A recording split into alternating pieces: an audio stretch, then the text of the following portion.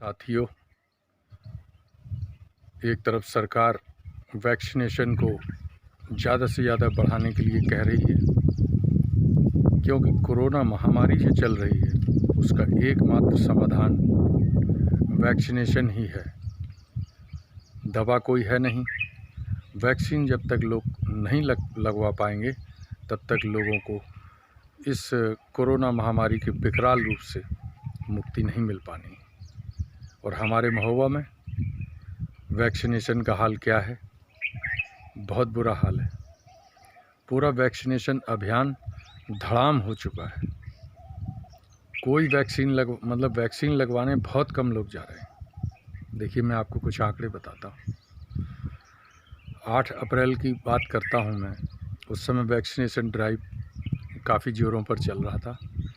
8 अप्रैल को महोबा जनपद में 29 वैक्सीनेशन सेंटर थे और वहाँ पर 29 वैक्सीनेशन सेंटर में 2971 लोग वैक्सीन लगवाने एक दिन में पहुँचे थे।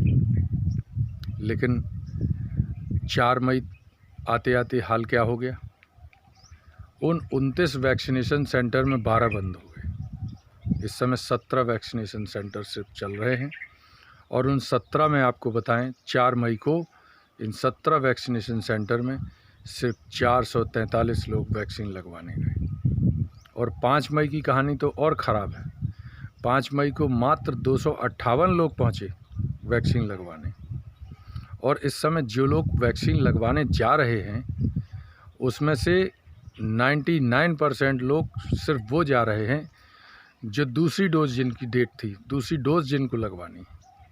जैसे हम 4 मई को गए थे, क्योंकि 4 मई को हमें दूसरी डोज लगनी थी कोवैक्सीन की। वहाँ पर जितने लोग दिखे हमको, एक तो बहुत कम लोग थे और जो भी दिखे वो सब दूसरी डोज लगवाने आए थे। तो ये हाल है। मतलब जहाँ 3000 लोग वैक्सीन लगवा रहे थे एक दिन में, वो 258 लोग पे आ गया। मतलब जो सेकंड डोज लगवाने वाले हैं वो भी नहीं जा रहे हैं।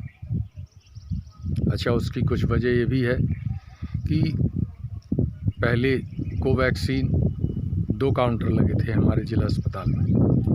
एक काउंटर में कोवैक्सीन लग रही थी और एक में कोविशील्ड। कोविशील्ड दोबारा जो है 6 हफ्ते बाद लगनी है, यानी 42 दिन बाद। और कोवैक्सीन 28 दिन बाद, यानी 4 हफ्ते।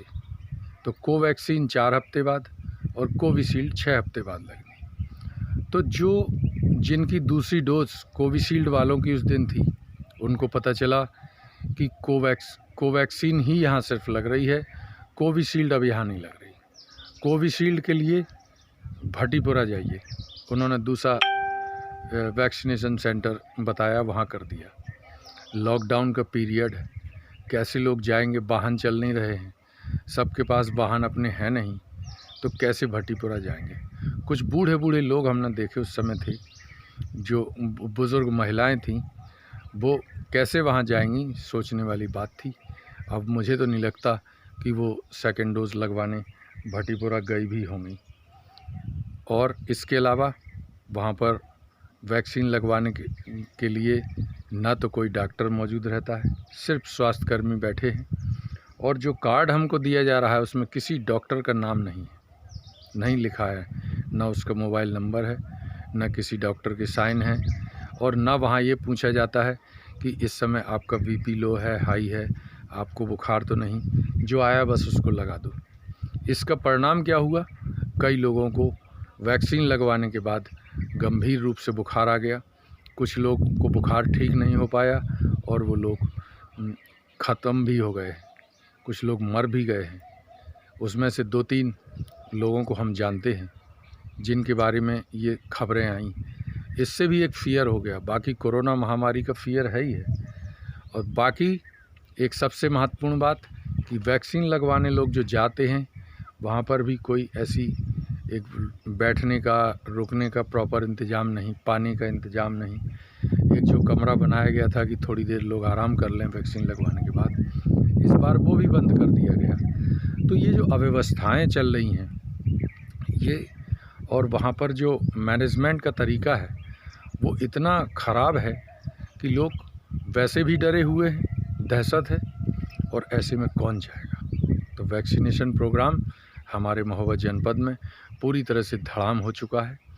अब इतना फ़ियर का माहौल है कि लोग अस्पताल भी नहीं जाना चाहते, क्योंकि अस्पताल कोरोना पेशेंट से भरे हुए हैं और आदमी जाने से डरता है कहीं ऐसा ना हो कि वो कोरोना लेके आ जाए। इसलिए लोग हॉस्पिटल ही नहीं जा रहे हैं। और बाकी कुछ घटनाएं घट गई हैं वैक्सीन लगवाने के बाद, तरह तरह की अफवाहें उड़ रही हैं।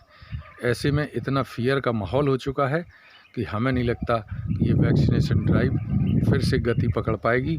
अगर इसके लिए वैक्सीनेशन को गति पकड़ानी है तो इसके लिए बहुत प्रयास करना पड़ेगा, लोगों का फ़ियर दूर करना पड़ेगा, नहीं तो ये वैक्सीनेशन प्रोग्राम कम से कम हमारे क्षेत्र में तो नहीं हो पाएगा।